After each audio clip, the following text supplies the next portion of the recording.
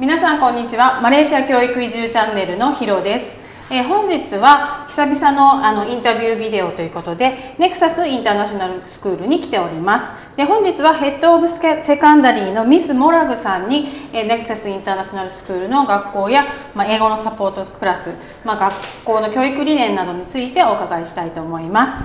Thank you so much today taking the time to speak with me. My pleasure. Yes, thank you for coming in. We'd love to hear your thought on education and the Nexus approach. Just start. Okay? Sure, by all means, go ahead. Yeah. That's number one question: the education philosophy and leadership. What do you believe are the most important skill or qualities students should develop during their time in secondary school? I think there are a lot. I think what we try to do here at Nexus is really develop in our learners a love of lifelong learning. We know that they're going out into a rapidly changing world and we want to get them ready for that. We're going to talk about that later, I know. But they need to learn really good organisation, self-management, adaptability, teamwork and resilience. I think all of these skills are really, really critical, as well as, of course, their understanding of the subjects that they're studying and that knowledge curriculum that they do. So all of that, I think, is really, really critical, and we seek to develop these in our learners here at Nexus. Okay, thank you so much. So next one, how do you support and empower your teaching team to deliver the best for the student? Yeah, as a school, one of our pillars is innovation, and we always want to be at the forefront of best practice in teaching, so that the best and most up-to-date methods are being used in the classrooms. So one of the things that we spend a lot of time and money on is training our teachers, so that they have the latest understandings on things like course developments, how to teach the IB, how to teach using technology, taking things from neuroscience. We're learning a lot these days about how the brain works. How do children learn? How do we make sure that we are teaching to ensure that the children learn as effectively as possible? So we put a lot of effort into making sure that we hire really good teachers and then that we are constantly updating training to make sure that they are the best they can be. In your view, what are the key elements of the future-ready or 21st century education? I think that adaptability is really important. We know, and it gets said a lot, that the young people leaving our school, they're going into a very rapidly changing world. Many of them will probably have several different careers over the course of their lifetime. Those days of you leave university, you get a job, you do it for 40 years. Those days are gone. So they need to be very adaptable. So I think we are trying to keep that very broad and balanced curriculum so that we are developing those skills. And of course, technology. We can't ignore technology. We're an Apple Distinguished School, and we are really working to help our learners use technology, use AI effectively and efficiently so that they're ready for the world, because this stuff isn't going away. So again, we want to be really at the forefront of making sure that our graduates are really, really well equipped to go into this very technology rich world that they're going to be working in as adults. Okay, thank you so much. So next one, how about Nexus International School? What makes Nexus unique in comparison to other international schools in the region? Yeah, we've developed our own philosophy of teaching and learning, which we call the Nexus Way. You'll see it on our website and in a lot of our materials, and it has 4 pillars to that: innovation, inclusion, mindsets and relationships. And we feel all of these things are really, really critical to create the best possible learning environment. So we've got our own philosophy. It's built on best practice of what we know about what makes for effective classroom practice and effective learning. And we use that in everything that we do. And I think that's a little bit special, actually. If you look at lots of schools have missions and visions and all this kind of thing, but we really live that day to day, and it really informs all our practice. And we're constantly reviewing it and making sure it is still relevant for the young people that we're looking after. I see. Okay. Next one is how does the school approach to the IB program benefit students both academically and personally? IB program. I mean, I think the IB generally is a fantastic program because it does have that breadth of subjects. You know, the learners, they have to study 6 subjects for IB.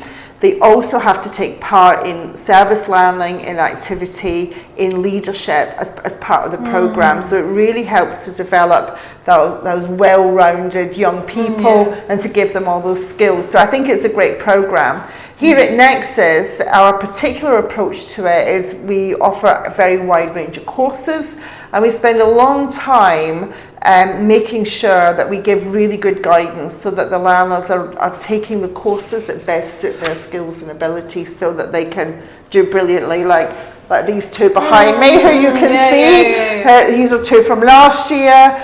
Kayato, taking an exam right now. He's been offered a place at Cambridge, and Arena graduated last year, and she's currently studying in UCLA. So we know what we do works because this is where our learners end up going to university. So we're very proud of them. Oh, amazing.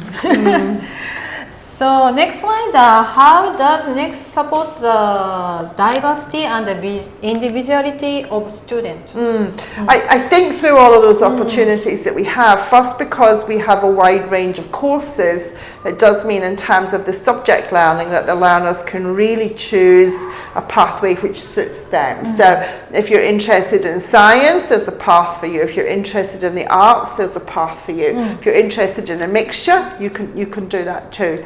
So I think that's one way. Outside the classroom, we have lots of other opportunities for learners to develop. So it might be in sports, it might be in performance. We've got a fantastic music and drama department who do lots and lots of things.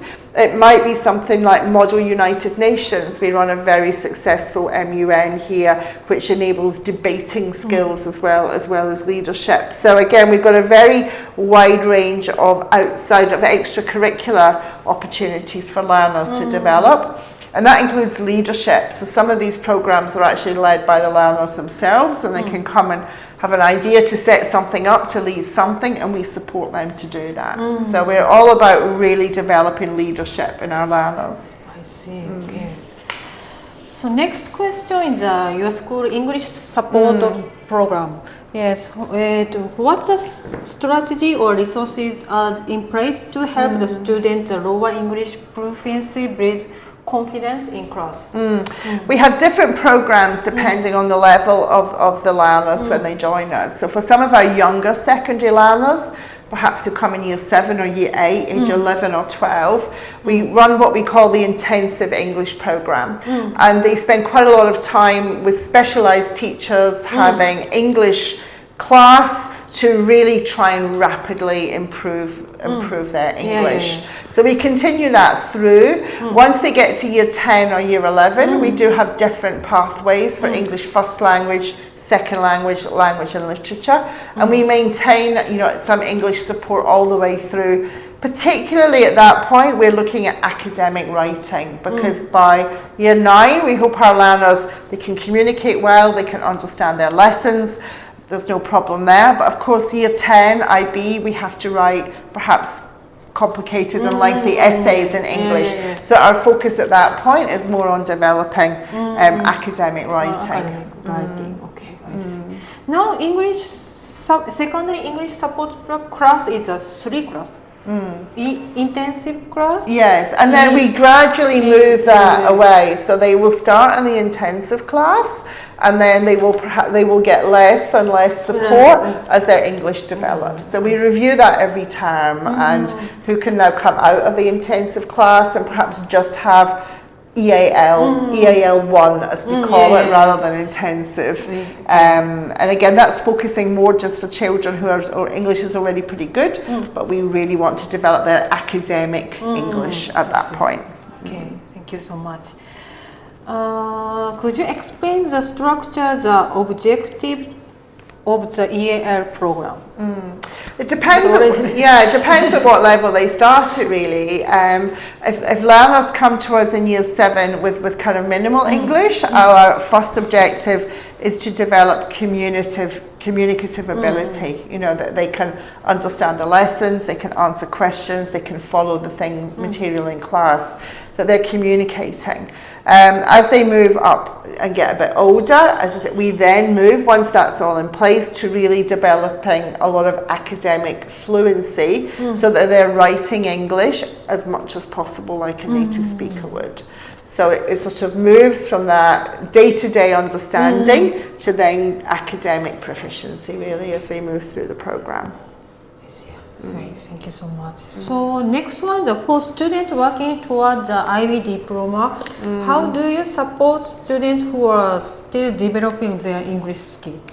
Yeah, so we do maintain some support for academic writing in year 10, 11, those working towards IB. We don't accept learners into IB or just before IB with almost no English. They need to have a level of proficiency before they start.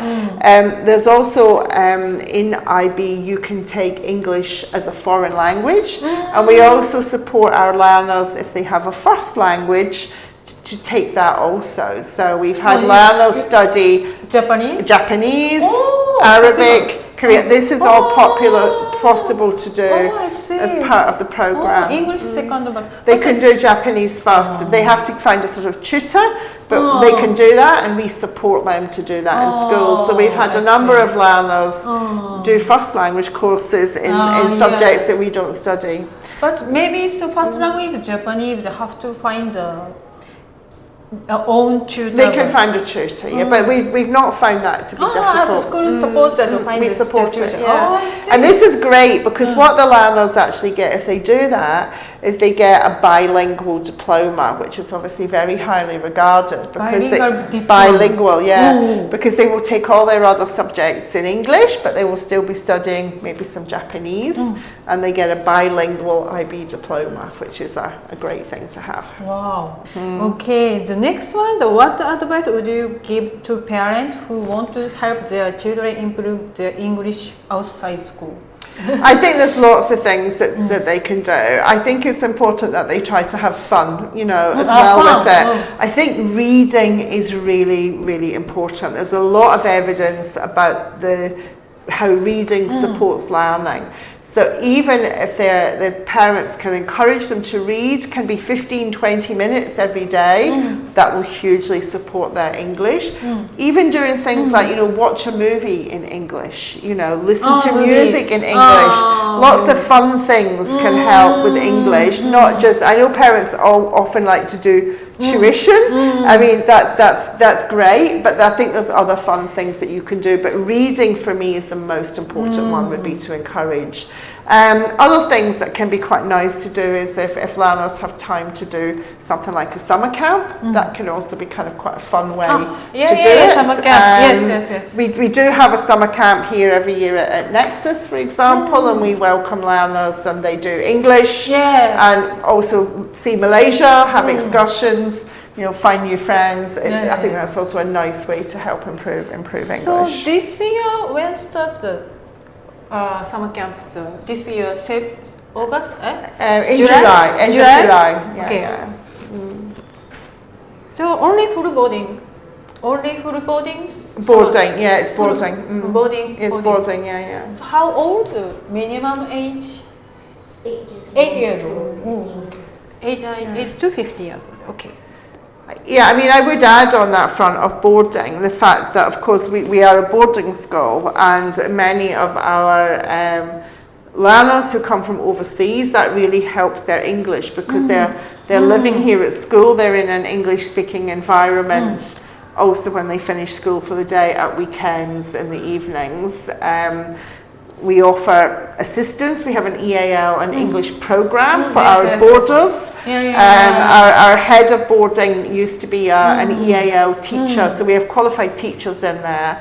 And we run a program for English in boarding, which just also gives extra support to the learners who come and join us. So I think that's also very effective. So, it's better to first try to summer camp after enroll school. And then they can And you know, this is our boarding. Boarding school over here, and we've won prizes for that, and in particular the support that we give to our English learners was one of the big reasons why we recently won the award from the Australian Boarding Schools Association. Okay, thank you so much.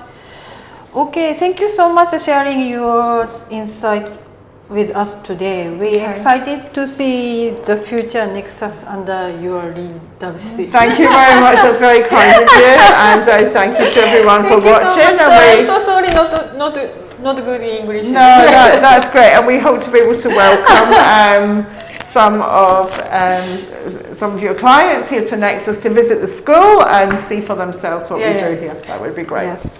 Thank you. はい。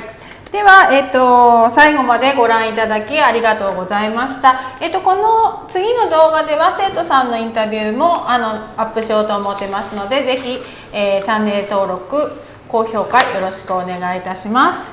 Thank you so much. Thank you so much. じゃあ、見ていただいてありがとうございます。ありがとうございます。